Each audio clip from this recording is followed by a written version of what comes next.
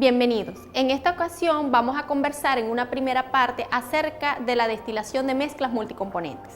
Dentro de la agenda tenemos introducción acerca de la destilación multicomponente, métodos rigurosos, métodos aproximados y selección de componentes claves. Bien, comenzamos. La destilación de mezclas multicomponentes se basa en los mismos principios de equilibrio de fases que la destilación binaria. El diseño y análisis de una torre de destilación de multicomponente utiliza relaciones de equilibrio y balances de masa y energía. Si bien es cierto, resulta muy práctica la resolución de problemas de destilación si el sistema es binario, mediante métodos gráficos y analíticos tal como se observó en la unidad anterior. Sin embargo, la mayoría de las mezclas que se utilizan en la industria están constituidas por más de dos componentes. En estos casos no son aplicables los métodos gráficos y una solución analítica es difícil de obtener.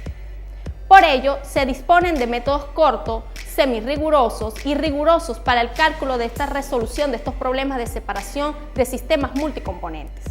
En el caso del cálculo riguroso es extremadamente complejo e involucra métodos prolongados de tanteo y se utilizan o se emplean computadoras de alta velocidad con mucha frecuencia. En función de lo comentado acerca de los métodos rigurosos, los más utilizados para el análisis de columnas de destilación para la separación de soluciones ideales y no ideales se mencionan a continuación. 1. Método de convergencia. Se recomienda para cualquier tipo de destilación siempre y cuando las mezclas no se desvíen demasiado de las soluciones ideales. Segundo, método de punto de burbuja. Se recomienda cuando la alimentación está constituida por componentes de volatilidades parecidas. Tercero, método de la suma de flujos. Se recomienda cuando la alimentación está constituida por componentes de muy diferente solubilidad o volatilidad. Y por último tenemos el método de 2 Newton Raphson. Este método permite una considerable flexibilidad en la selección de las variables especificadas. Por lo general es capaz de resolver todos los problemas.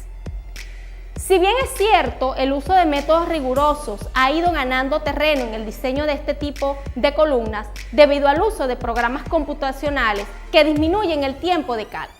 Pero a pesar de esto, los métodos aproximados siguen siendo empleados para el diseño preliminar, estudios paramétricos para establecer condiciones óptimas y para el estudio de análisis de ciclos.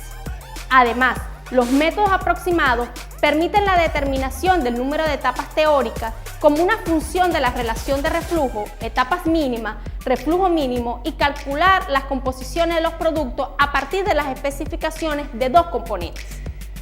Entre esos métodos aproximados tenemos 1. El método de Fenske, Undemo y Gilliland y sus variantes para determinar el reflujo y las etapas necesarias de la destilación de sistemas multicomponentes. Cabe mencionar que es el método que aplicaremos en esta unidad de estudio. 2. El método de Krenz y sus variantes, para separaciones en las que intervienen varias cascadas simples a contracorriente, como absorción, agotamiento y extracción líquido-líquido. 3. Método de Almister, para separaciones en las que intervienen cascadas en contracorriente con alimentaciones intermedias, tal que el caso como la destilación. Es importante señalar que estos métodos se pueden aplicar fácilmente por medio de cálculos manuales, si las propiedades físicas son independientes de la composición. Un aspecto relevante en el diseño de columnas de mezclas multicomponentes es la selección de los componentes clave. Estamos claros que en una columna con una alimentación, un destilado y un fondo se separa en una mezcla de multicomponentes en dos fracciones.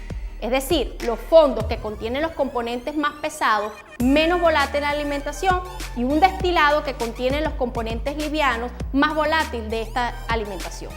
Los componentes de volatilidad intermedia aparecen en ambos productos, en cantidades apreciadas, y en función de lo comentado tenemos 1. Componentes clave.